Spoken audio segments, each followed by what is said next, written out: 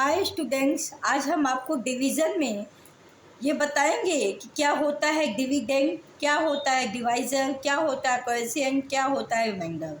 In the case of division, what is dividend, what is coefficient, what is remainder and what is divisor.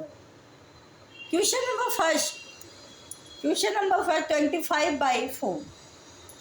25 is divided by 4. तो 4 is known as divisor and 25 is known as dividend.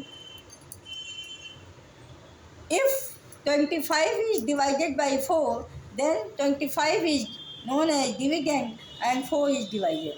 जिससे आप divide करते हैं, भाग देते हैं, उसको divisor कहते हैं, और जिसमें देते हैं उसको डिविडेंड कहते हैं। जो आपका रिजल्ट आता है, जो भागफल आता है, उसको कोएफिशिएंट कहते हैं।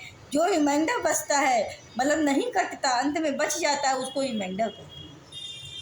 इसका मतलब होता है हिंदी में इसको भाज्य कहते हैं, इसको भाजक कहते हैं, इसे जो है भागफल कहते हैं, इसको शेषफल कहते हैं। यहाँ पर दिया गया 25 आपको डिविडेंड है, 4 डिवाइज़र है, 6 कोएफिशिएंट है, 1 जो है रिमाइंडर है। These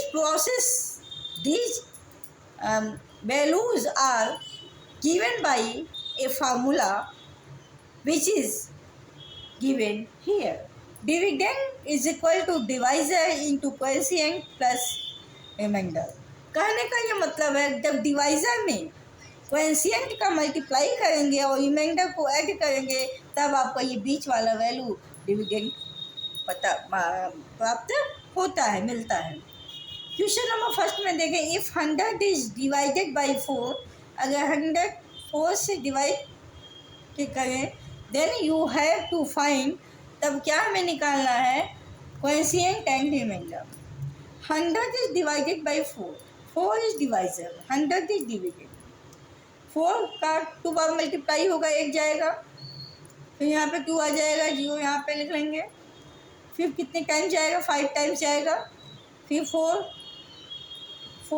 5 जा 20 आएगा, यहाँ पे आ जाएगा, तो 5 टाइम्स जाएगा, और यहाँ पे रिमाइंडर जब माइनस करेंगे तो 0 आएगा। तो इस केस में क्वेश्चन नंबर फर्स्ट में जो रिमाइंडर है वो 0 आया है, और यहाँ पे जो कोएफिशिएंट आया है, जो भागफल आया 25 आया है, यानी ये 104 से पूरा तरह डिवाइड है। तो अगर आपको देखना हो कि डिविडेंड हमें कैसे मिलेगा, तो इसी फार्मूले में जब आप रखेंगे, अगर आपको डिविडेंड निकालना हो, इसको चेक करना हो, इस फार्मूले में डिवाइज़र रखिए 4 इंटू कोएफिशिएंट रखिए 25 प्लस रिमाइंडर 0 रखिए। अब 25 में 4 का जब मल्टीप्लाई करेंगे तो 100 आएगा, 100 इज नोन एज डिविडेंड, तो आपको डिविडेंड प्राप्त हो जाएगा। अगर यहाँ रिमाइंडर भी कुछ बचता तो उसको रिमाइंडर ऐड कर देते, लेकिन कुछ नहीं बचा तो प्लस 0 कर दिए।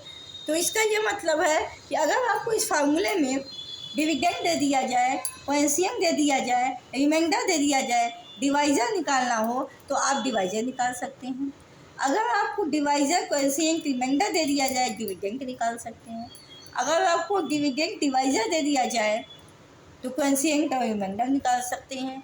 अगर आपको डिविडेंड, डिवाइज़र, कोएफिशिएंट दिया जाए तो रिमाइंडर निकाल सकते हैं। अगर आपको कोएफिशिएंट और रिमाइंडर दे दिया जाए और डिविडेंड दे दिया जाए तो डिवाइज़र निकाल सकते हैं। तो ये this is given by formula to calculating the value of coefficient, remainder, divisor, dividend. इस फार्मूले से हम डिविडेंड भी निकाल सकते हैं, डिवाइज़र भी निकाल सकते हैं, कोएफिशिएंट भी निकाल सकते हैं, रिमाइंडर, लेकिन किसी 2 या 3 की वैल्यू हमें दी होनी चाहिए। Putting the value of some values such as divisor, coefficient, then you have find dividend and remainder. Then you have find dividend. Then you have find divisor. तो इस तरह से इस फार्मूले में फिट करके आप कोई भी चीज़ कैलकुलेट कर सकते हैं।